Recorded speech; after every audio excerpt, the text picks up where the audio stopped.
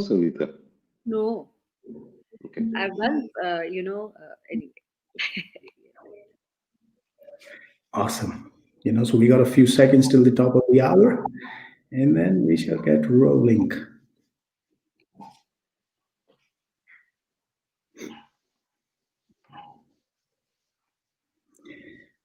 All right. So thank you so much, Sushil and Savita, for doing this.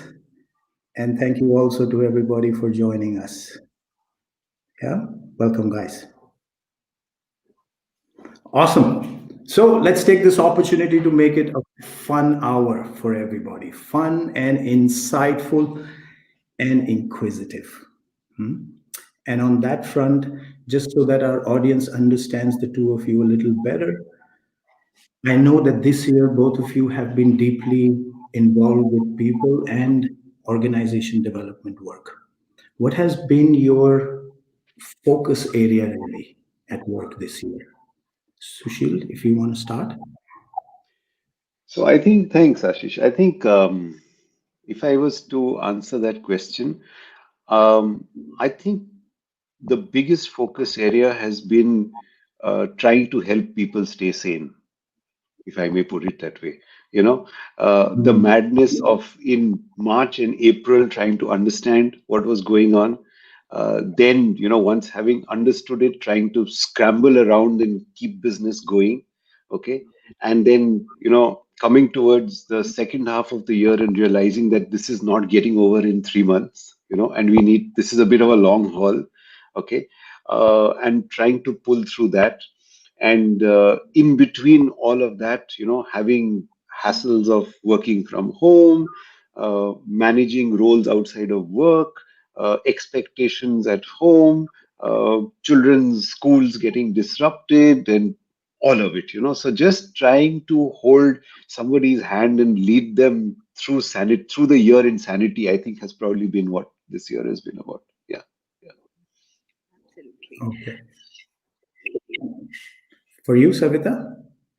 So absolutely, I think I echo what Sushil said, and over and above that, it has also been about increasing need for self-awareness. I cannot tell you how many people have willingly, happily wanted to do introspection, go deeper within to see, because very soon they realized that I cannot help another unless I can help myself to be steady. Hmm. I found myself pulled to that area a lot. Yeah. And if we talk about this sanity or introspection, what about you guys personally? What is the one thing you've had to reinvent about your own self as a coach this year, which you never did before? Well, I think it was just about the fact that, so, I mean, if I step back a little bit, online delivery was something that coaches had already been doing. So for us, it wasn't Mm. brand new. Yes, maybe it was 30% online, 70% in person. Now it's 100% online. Okay. So we didn't have that culture shock that a lot of other people had of suddenly having to go online. That wasn't there. But I think it was about helping to manage others, yet at the same time managing yourself. So the stuff Mm. I talked about, the sanity of taking people through their lives. I mean, we were talking before we came on air. We are quite blessed that we didn't have to go through so many of those things, but certainly some of those affected us. So having Yeah. to manage yourself and at the same time being present for your coachee, being available for them, being able to help them get where they got, I think that was probably for me the most difficult thing this year, or certainly the most challenging, let me Mm. put it that way. Yeah. Right. Right. Yeah. Absolutely. And I think for me it was, what I found myself doing was a little bit more of meditation.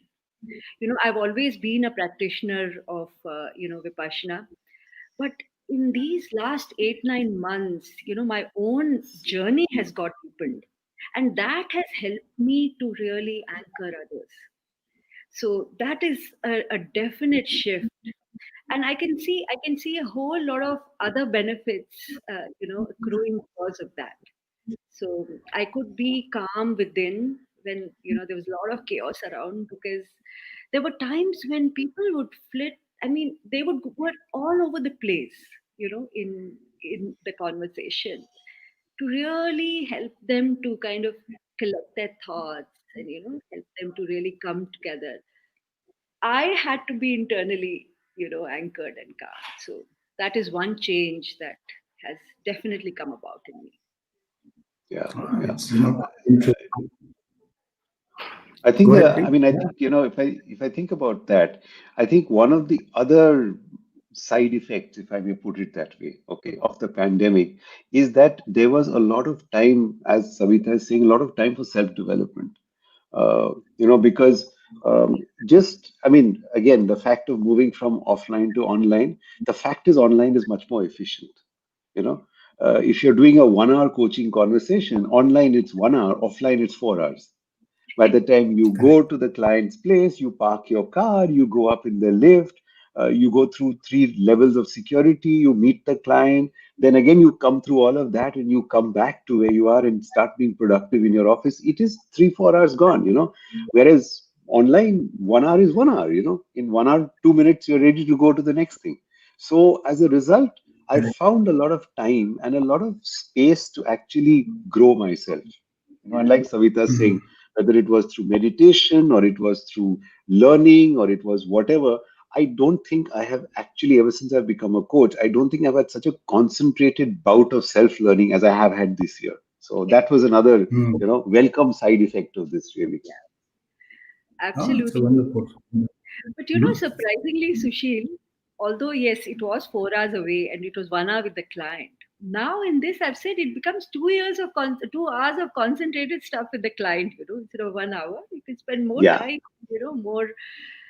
And yes, absolutely. I think what really changed was I learned carpentry. So I've set up a small workshop, and I do small projects. So that's one quality learning which I kind of acquired over time now, last year. Wow. Wow.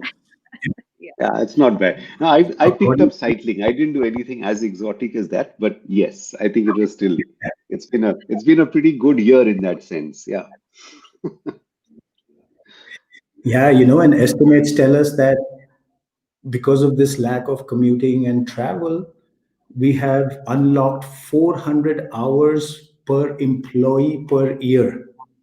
Okay. Wow. And that is yeah, that is where you're saying then, that we've started doing many more things, right? But also, like Savita, you touched upon that people, at least in the initial part, were all over the place in their minds, in their conversation. But it's the entire scope which is all over the place right now, right? There is something interesting which I read. It's called the Economic Policy Uncertainty Index. It took me a few times just to remember this name. And what it is, it's a joint research project by top US business schools, and they measure uncertainty on a day to day basis. And according to them, the highest stretch of daily increase in uncertainty was in 2009, right after the financial crisis, which was only for 27 days. Now we've already crossed 200 days at a stretch of uncertainty being heightened. Yeah. Wow. So, in this environment, while you guys are talking to the leaders of organizations, what has been the one mental model which they have had to adopt quickly? I think Um, if I was to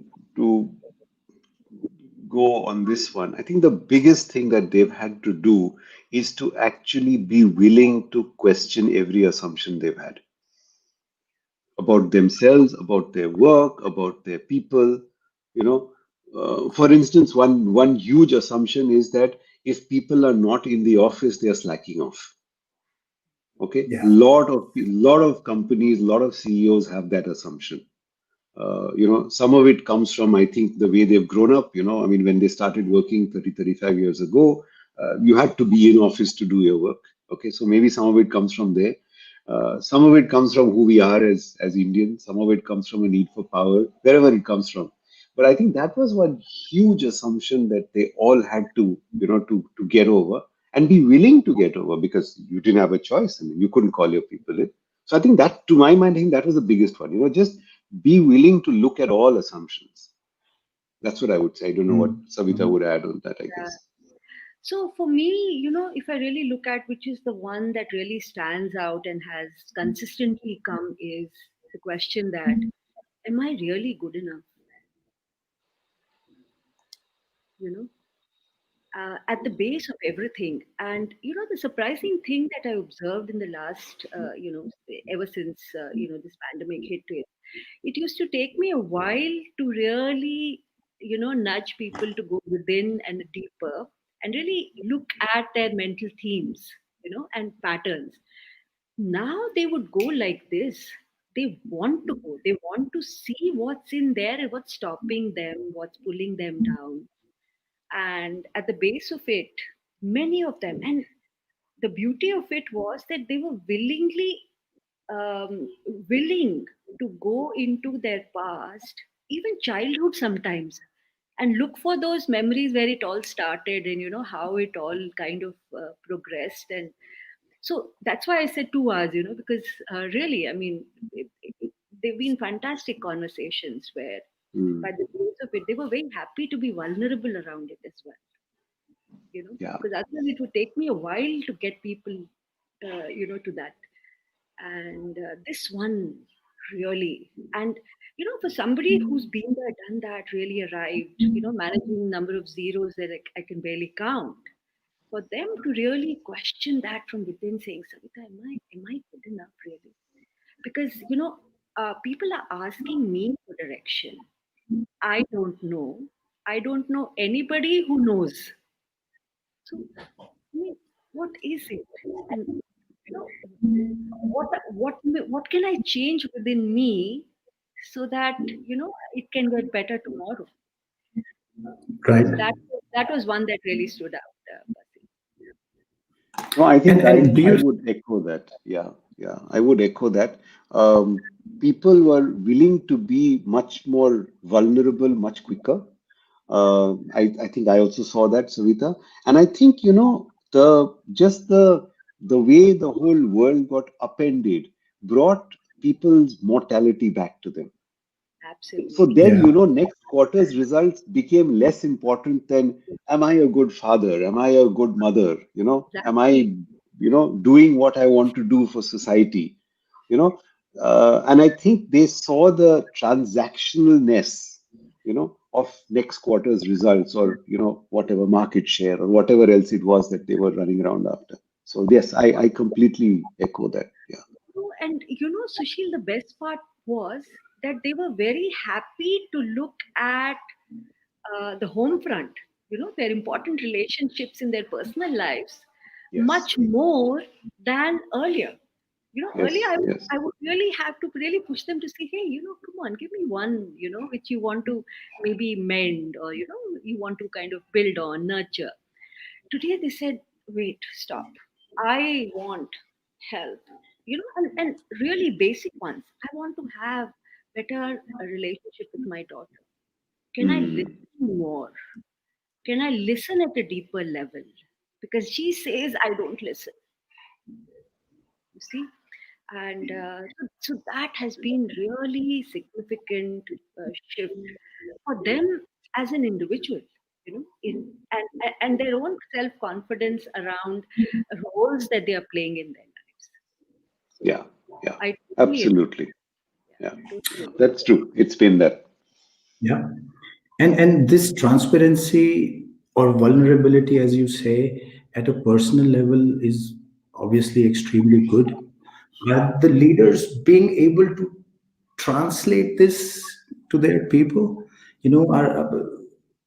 Are they do they have the guts right now to be open in front of their people and say, guys, this is what I know. needs to be done right now. This is what I don't know how to do, and I really have no plan.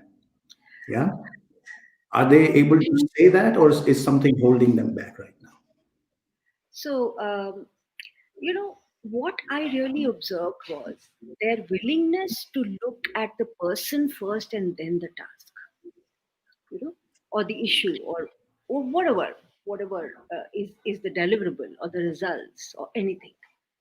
Their willingness to look, okay, can I be a little more kind? Can I be more caring? How can I really feel for them? So how can I demonstrate that? What may I ask which will make him feel a little better than what he's going through? So just to give you an example, there was this his father who was 90 tested positive for COVID, one of the team members. So he says that I used to lie sleepless to see, what are they going through? What's really happening in that household?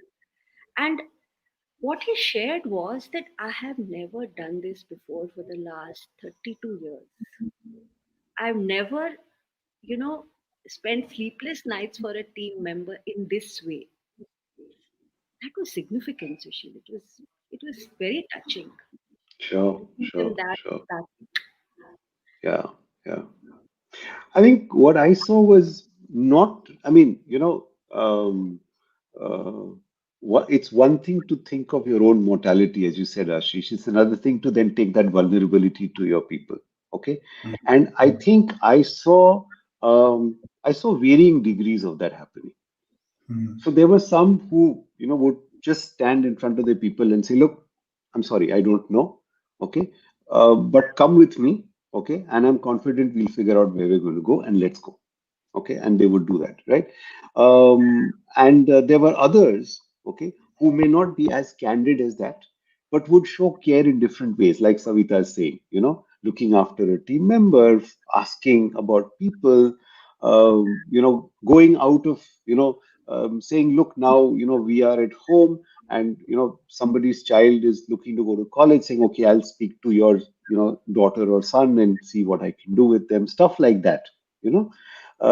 So I think leaders reacted differently, okay, but I think all of them dialed up the personal element much more and very significantly in these last 8 months or so. absolutely. Yeah, Yeah, so it's just like David Schwimmer, CEO of London Stock Exchange. He says, obviously, this shift in leadership is huge from strategy to people this year. But even within that, it's about people want to see different sides of you every day. Someday Hmm. they want you to be more conversational. Someday they want you to be more empathetic. Someday they want you to listen more. So this gives rise to an interesting concept called to be. Just like we have to do lists, now it's to be, right? Every leader identifies, okay, how I'm going to be today with my team. I'm going to share Hmm. fun, ask questions. So, how much of this, first of all, what is your view on this to be concept? Um, and how much of this do you really see happening on the ground? I think it's an interesting concept. Okay. My only worry is that if it is not, if it doesn't arise from a bed of authenticity, then there's a problem. So, Oh, big. you know, I can have a to be list, okay? But if I'm saying, on Monday afternoon I'm going to be friendly, I'm not sure that cuts it. There's got to be authenticity below that. So as Yeah. long as there is a bit of authenticity, I think it's a great idea. Mm, So that's the way I would think about it. mm, Absolutely, and I think it's okay. Pasi was saying that they want to see different sides of you. So it won't be very difficult for them to be authentic if they're open enough to share that. Look, hey, you know what? Fine. I mean, all of this is great. This mushy stuff is great. But let's. Why don't we? So what are two must-do things for this week? what is it that, having said that there's so much of ambiguity, what are two things we can start doing so that, we get an edge with the competition? So these were also some very, very, objective, task oriented questions that, they asked. And it was very welcomed by the team, because at the end of it, they also want that. They also want action. They also want to, to meaningfully contribute. So a lot of togetherness is what I saw. The earlier, rallying stakeholders would be an issue. There's some challenges here, silo thinking, all of that. But here I heard them say that, in the last few months, everybody was willing, to collaborate in the real sense of the word, and they were willing, and heart in, into the whole thing. So that's what I observed. Yeah. In fact, let me give you an example. I started working with a client, a fairly large public listed company, in December last year. I started working with the management team. And this was a fairly standard management team, siloed, working on their own, and the CEO was wanting to bring them together and get them all, to exploit the power of having this. Okay, so we started off in December, and fine, we did an offsite and did all the usual stuff that has to be done. Okay, and then we had another one day in, I think, February, and it was okay. Things were moving along. And then along came COVID. Okay.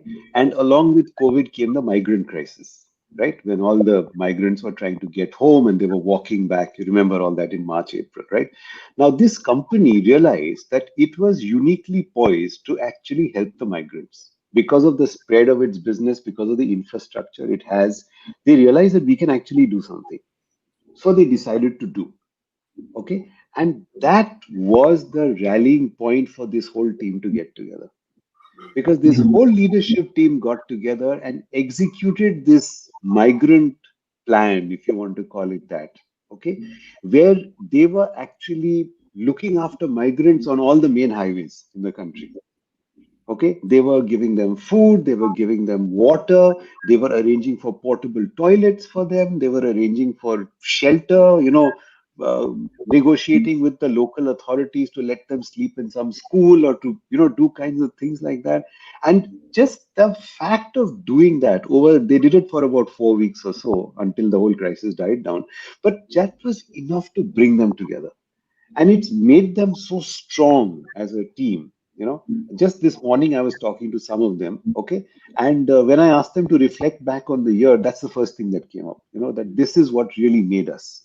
So things like that happened this year. Oh, absolutely. Yeah, yeah. And on a larger scale, Savita, how is this? How are managers really keeping this collectiveness going with their front lines? Because I see one of the challenge right now in the environment that we are in. While things worked out for this company that Sushil just talked about, a lot of other people are really struggling to keep meaningful connections, even within their own system right now. So, how are they really getting that pulse from the front line right now? So I really did not have, frankly speaking, an experience, of people managing, at the baseline, at the front line. But what really, came about in one of the, I was working with one of the clients, was that, uh, with a lot of work from home happening, hmm, uh, the frontliners were really struggling to, uh, go out there. So they are the action guys, working with restraint is not their style at all. So really, having those conversations of more strategy than action, more of, you know um, working on today, this week, you know kind of a thing, that was more, they did more of that, and which really helped him, he said, because really had no sense of uh, absolutely. In one of the conversations he said, Savita, I'm just blank. How do I keep these guys motivated? How do I really, they are, unable to really go out there and travel, and and these are guys feet on the street 20 days out, and now it's the other way around. You just have to be in and then have that same feel of the grassroots, that all those Yeah. challenges. Yeah. So, yeah, I mean, it was quite a challenge, and he's still actually struggling, frankly speaking. Mm. Uh, Even up to last week. Now, of course, things have opened out a little bit, and things are normalized, so things are moving. But he's still having those thoughts that, hey, you know what? I really couldn't support them 3 months back. I really failed there, and how I could have.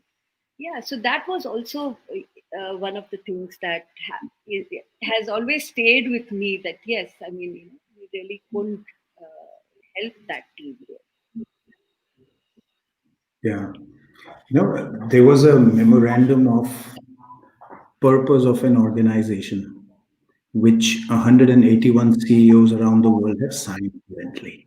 Hmm. And what this memorandum is trying to say essentially is that, guys, it's time for the focus to shift from creating shareholder value to creating stakeholder value, which are your employees, your customers, and your vendors, right? And those things are coming out in the examples that you guys are sharing as well.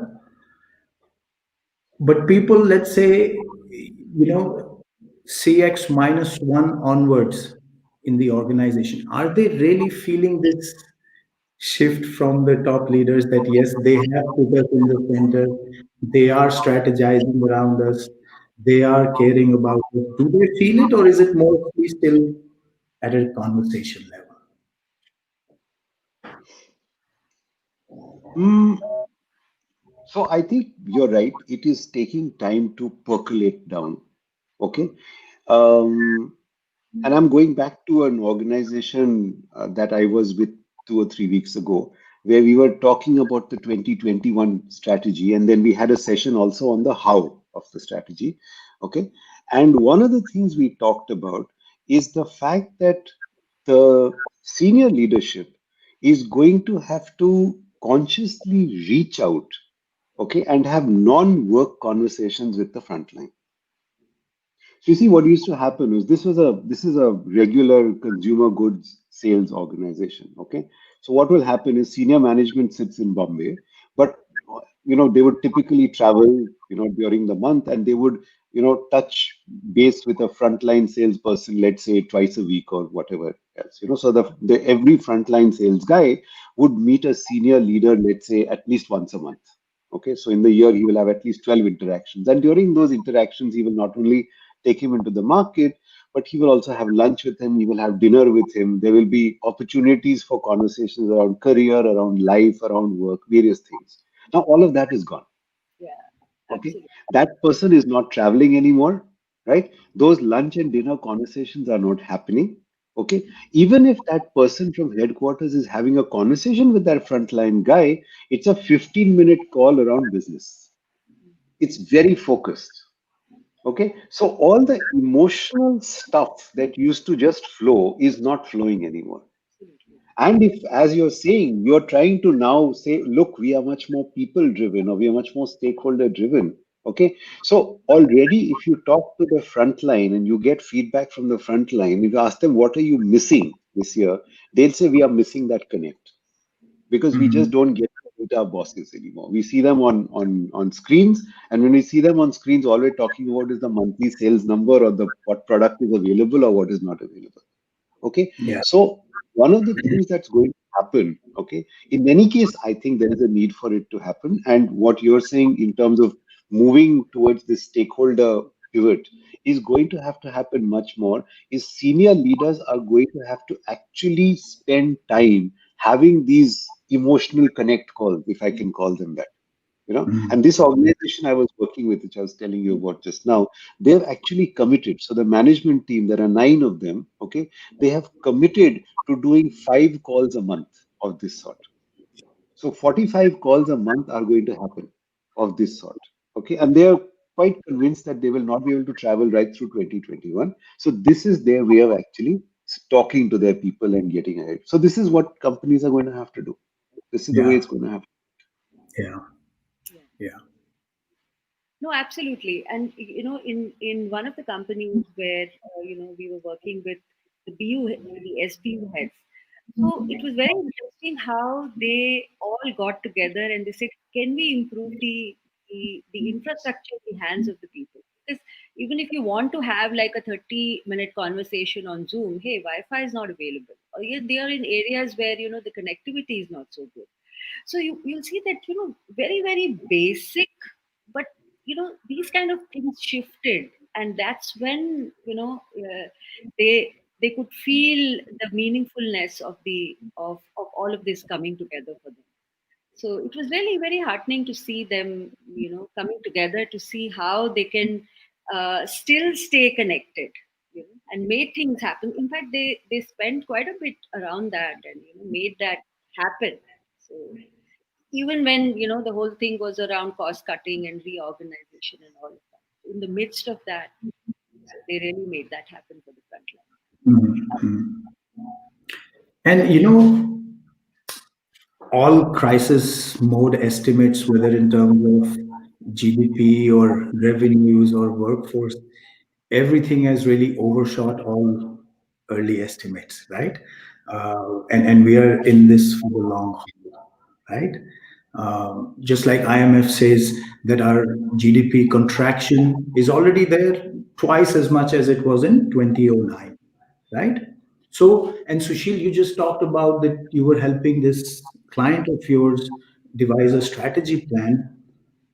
A disruption which has also happened right now is a move away from the yearly planning cycles, right? Mm. So how are organizations adopting this now? Are they still just changing the data and the content in their yearly plans, or the yearly plans are more like smaller cells and smaller chunks through the calendar? So I think they're still planning, in the regular cycle. Okay, because I think they also realize that,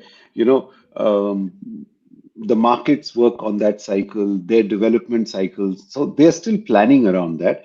But I think what's happening is that there is a lot more agility in the system. Mm, Okay, and this is driven by 2 or 3 things. So I think one of the things that Savita talked about is the spread of IT infrastructure. Okay, the fact that even technologically not so advanced companies, now everybody has access to some kind of technology. That technology is being used to get a lot of information back into the system. So information flows have expanded. Okay, and the recency of information has suddenly gone up. So companies which used to have a daily sales report are now looking at an hourly sales report. Okay, mm, why? Because the infrastructure is available now, it can be done. Okay, correct. because that is happening. Okay, that's one side of the story. I think the other side of the story is that one of the things that companies have learned in COVID is that you can only survive by being agile, and you can only be agile if you empower people to make decisions outside there. Correct. Okay, and that's the other thing that has happened, is Mm, that a lot of empowerment has happened. A lot of the decision making has moved down 2 3 levels. Yeah. Okay, correct. so if you look at it, these two things, I think the fact that a lot of information is flowing in, and secondly, taking decisions is not the prerogative of headquarters anymore. These two put together are allowing them to be much more agile and allowing Mm, them to switch very quickly. So it's not that they don't make a full year plan, they still make a full year plan, okay? But their willingness to move away from the plan or modify it or change course is open. They're all open to it, and they can do it very quickly. Now, that is what mm. has changed. Okay. Yeah, Absolutely, I agree makes with sense. that. But just to add one more point, what I've seen is trust has come alive. You can actually feel it. Like they're willing to sometimes even, one of them was a little anxious. But he said that, hey, unless I trust completely and step back and say, all right, that leap of faith. And he says that's the single, if you ask me what is the single largest change that I brought about in myself, it's this, that I'm now willing to trust you and say that, all right, take this and run with it. And let me know if, there's something to be done at my end. So, yes, I observed this on two or three occasions. Yeah. I actually have a contrary view to that, Savita. I think leaders are becoming trust levels, and it's happening in pockets. We see tools like Tattleware softwares which have cropped up, where what they do is they're supposed to take your webcam images every 60 seconds, all the way down to every 5 seconds, and send it to your reporting manager, or count your keystrokes. I'm thinking, man, this is medieval. What are you guys up to? And in response to that, then there are softwares which employees are using, which can continuously show your status as active and online without me being there. Right?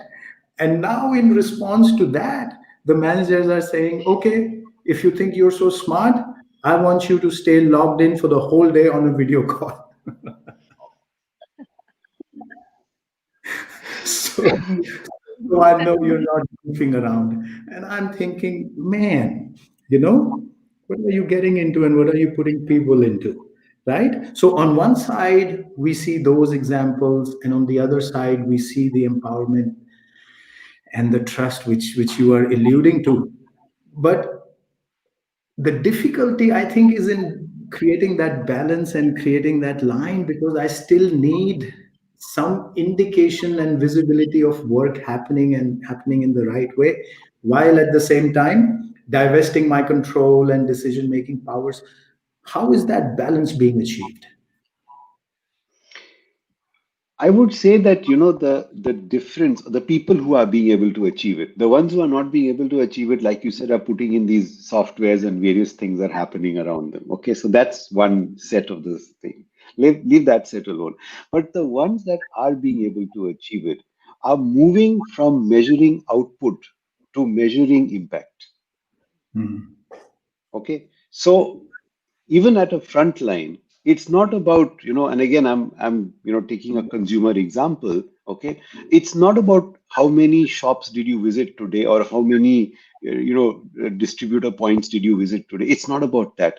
It's about, there are these five parameters, okay, which show us the health of our brand in the marketplace. How are these five parameters being impacted?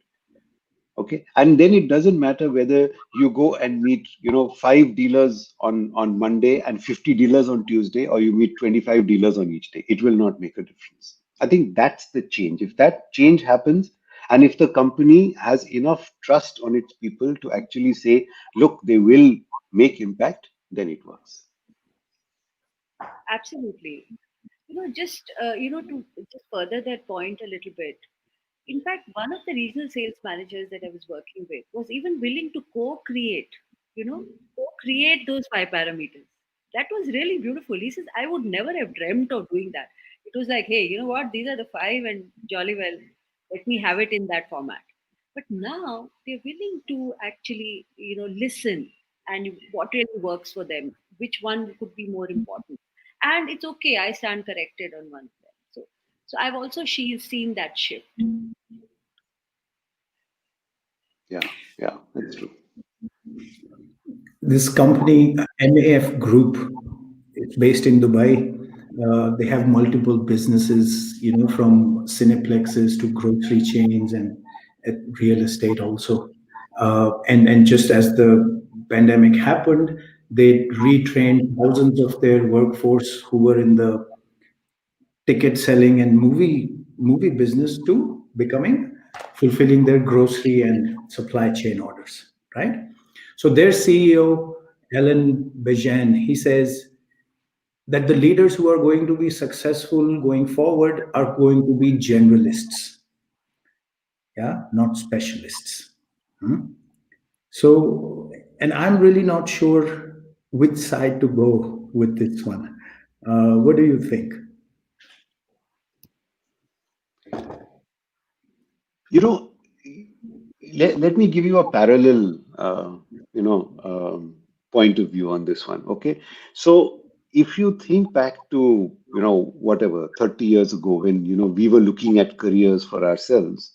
Okay, um, you always said that you want to be an engineer, so you need these qualifications. You want to be an MBA, so you need these qualifications. You want to do this, you need these qualifications. Okay, today, when people are planning their careers, okay, that is very difficult because a lot of the careers that they are going to look at don't even exist today. For instance, what Savita and I do for a living didn't exist when we started working. This is new. Nobody was an executive coach back in those days. Okay. So if you don't even know what's coming your way, how on earth are you going to prepare for it? Right? So if you look at the way, smart, savvy, counselors are preparing children for work today, what they're saying is what are the key skills that you need to be successful regardless of career?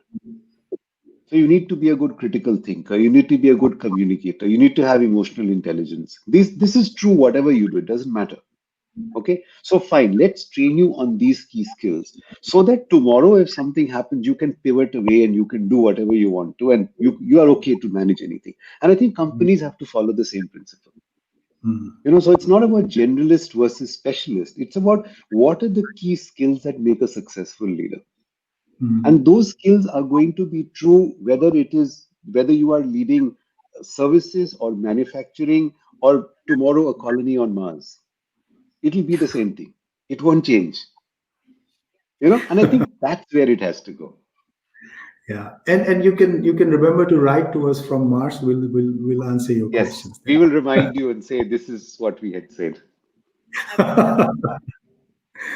Yes, One please. Sir. thing that you mentioned that, Sushil, because I really sometimes reflect back and see that, hey, how did I land up here? I mean, if back then, if you had asked, I would say, hey, what's that? So I really, I kind of thought back saying that, okay, what is it that really, helped me or enabled me? Or what was it?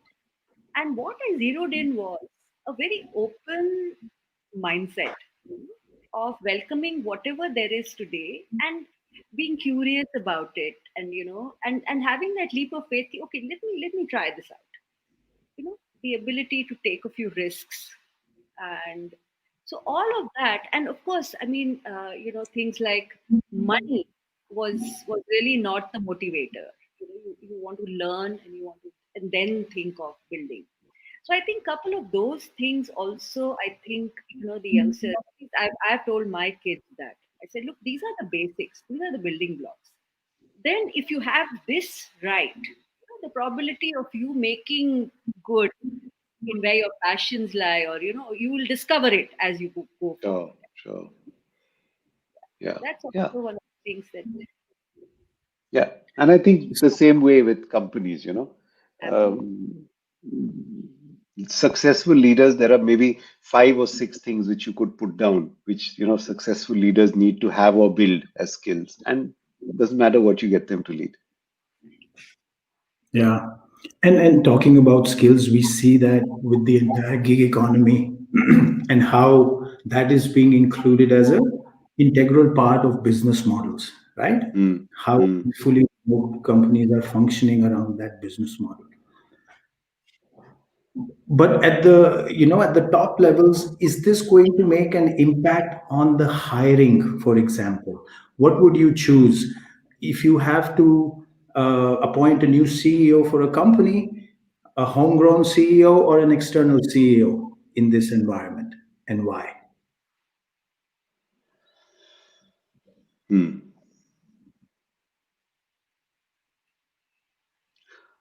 I'll let Savita go on this one. I need to think about it a little bit. I have this one experience here that I would like to share. So, I was coaching a client, and his company suddenly decided that the CEO quit. He in the pandemic, he kind of said, "Okay, I just want to pack my bags, and I want to move into the development sector and all." Now, suddenly, company had nobody there on the top to.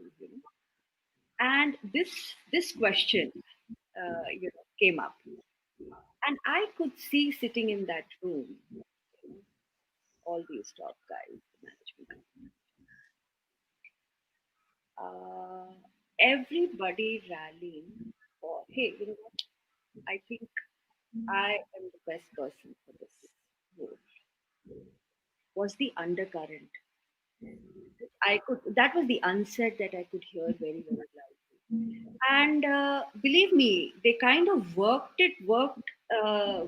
beautifully together and decided that they will have somebody from within and not from outside. Because there was anyway a lot of ambiguity, uncertainty around. We don't want another, set there. And it took them a while, and a lot of, and I got pulled into that whole thing, and it was a very beautiful experience. That whole chaotic environment, but when a semblance of order came about, it was really beautiful. And I can, the last 2 months, I can see the direction, the energy within, the whole team, how like it was all subdued, and how everybody was brought onto the bus, and and now uh, they're all rallying for this person, and nobody quit. That was the beauty. None of the top guys, because I was, within me, I was thinking, oh my God, no, what is it? What's going to happen here? And it was really interesting to see that the acceptance when it emerged, it was beautiful. In fact, it was surreal, I say, hey, you have to see it to believe it. It wasn't a very big company. It's a medium scale company in the pharmaceutical space, and I could see this whole thing coming, and they're really running with it now. So I don't know. I would say homegrown within work for this company. Hmm. I mean, I would clarify a little bit in terms of what you want to do. Because if your COVID experience has been that your culture has been under stress, and you believe that you want to carry on that way, and that is something that sets you apart, then I would take an internal guy, and let him go with it. But if you believe that this is a time and a possibility to actually start afresh and do something new and get some new blood in, then yeah, then get someone in from outside. So I think a little bit of it is dependent on where you are and what you want to do. Yeah, That's the way I would see it. yeah, yeah, yeah. I think so too. And this intricate web that we live in right now, with people, information, capital, goods, everything connected, right? And Sushil, you were my mentor on system thinking many years ago. Do you think right now, because of this web and interconnection, do you think the need for system thinking is extremely high? Yes, yes. And I think it's always been high. And the more complex the system gets, the more systems thinking you need in it. Because the more variables can go out of control. And today, I mean, if you look at it, there are multiple variables in play. There are all kinds of possible side effects happening. Okay. I mean, if you look at it increasingly over the last 2 or 3 months, people have been talking about the mental effects of COVID. Okay, I see the whole conversation around the mental impact of COVID is now becoming, coming much more into the mainstream. 6 months ago, there would be maybe one person somewhere in some corner of the world who would talk about the mental health effects of it. But now a lot more are. So, side effects like that, which come into play, all kinds of things. I mean, the impact on learning, I mean, the fact is that online, we talk about online learning being very good and very efficient. um, I'm not so sure. When I talk to my friends in academia, I'm teaching an online course right now.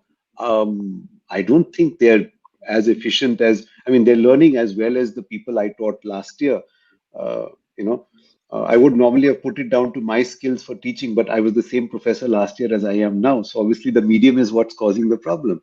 You know, so there are multiple side effects that we can't really begin to even start thinking about.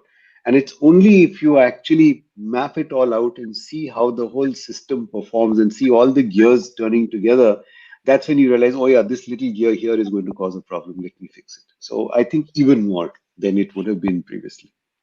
Absolutely. Just to quickly add one more point here, that a lot of companies have reorganized. Layoffs, letting people go. It's been, I mean, quite a few of them have. And I had, let me give you one example. So this company, which was, it's basically a manufacturing organization. People have been there for a very, very long time. Grown with the organization, and and I'm sure if allowed, they would retire from there. And uh, if you want to put it traditional, but also very, very contemporary.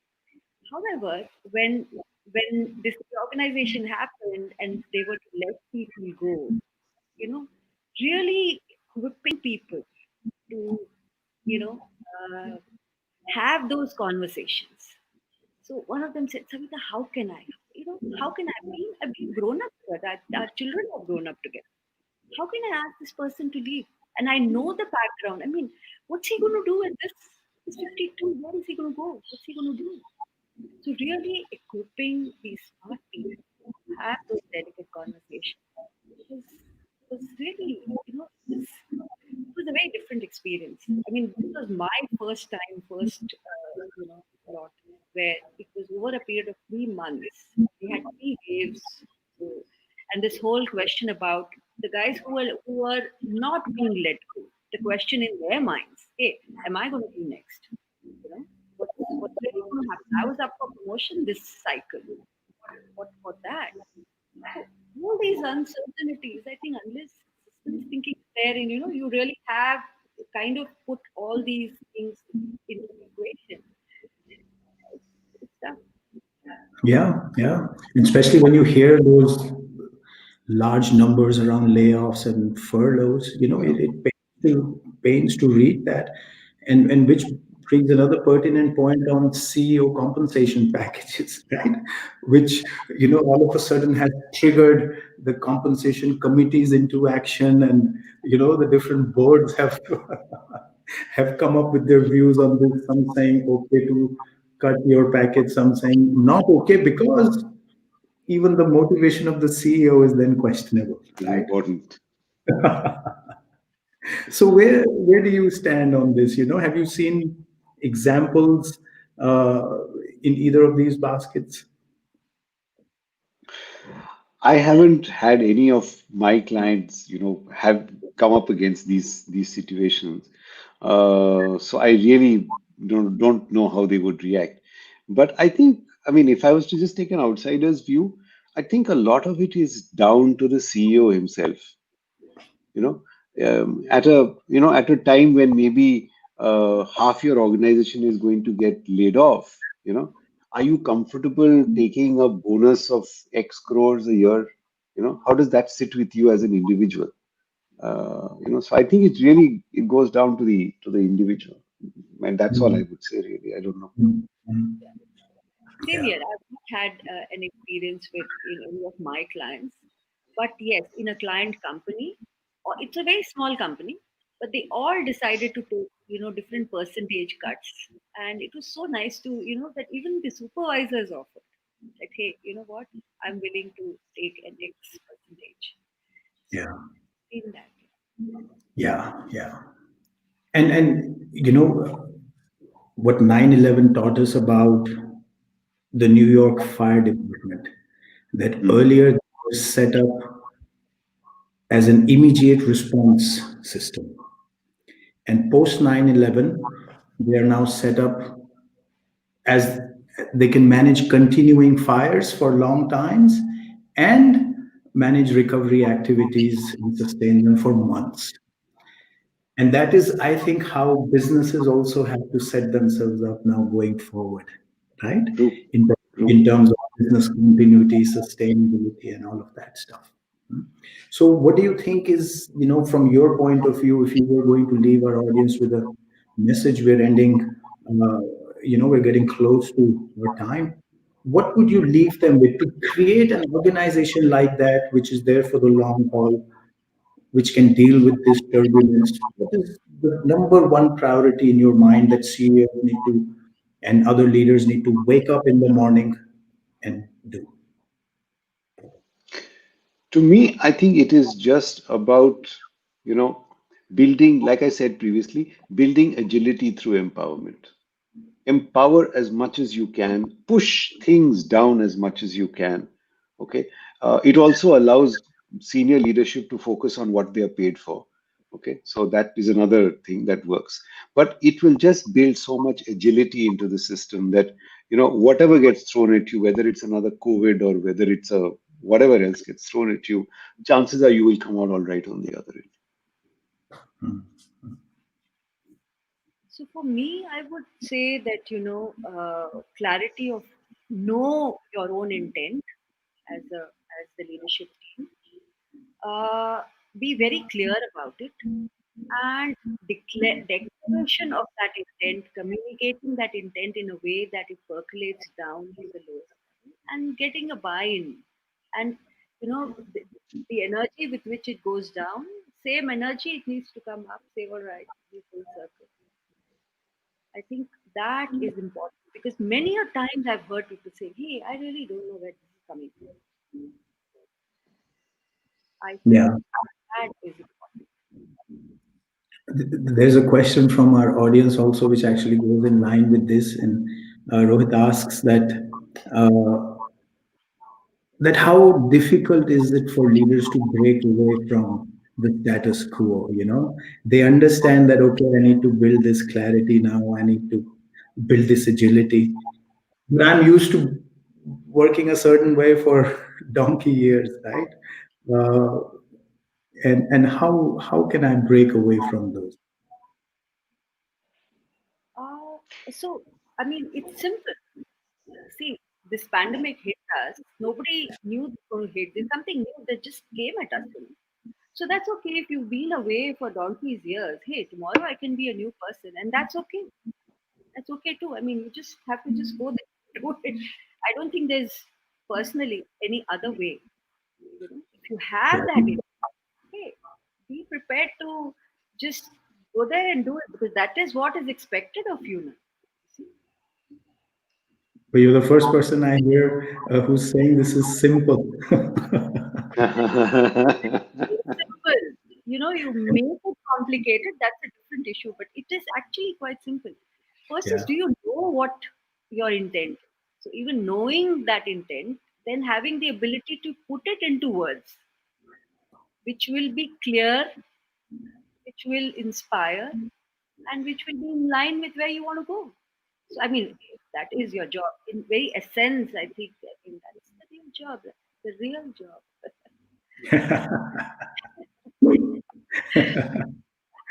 Okay, awesome. We have 2 minutes left. So before we leave, something about yourself again. What is the one thing as a coach which you haven't conquered yet, which is on your to achieve list for next year? In terms of how you want to be as a coach, not in terms of the business of coach. I think for me, the ability to really flow with my coachee consistently, to flow with them through that 1 hour or 1.5 hours that we are talking consistently. I think if I can do that, I would be a very different coach. Mm. So I Thank have you. set my intentions very clear for 21, and that is that I would really like to improve my listening to the unsaid, you know, and like I'm getting better and better every month because I'm actually working on it with the coach, you know. So it's very clear for me. So I really want to be there and completely. The other person needs to feel understood. Got it. Got it. Getting the person.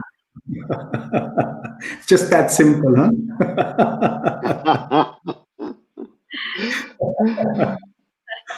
Awesome. On that note, guys, we're hitting the top of the hour.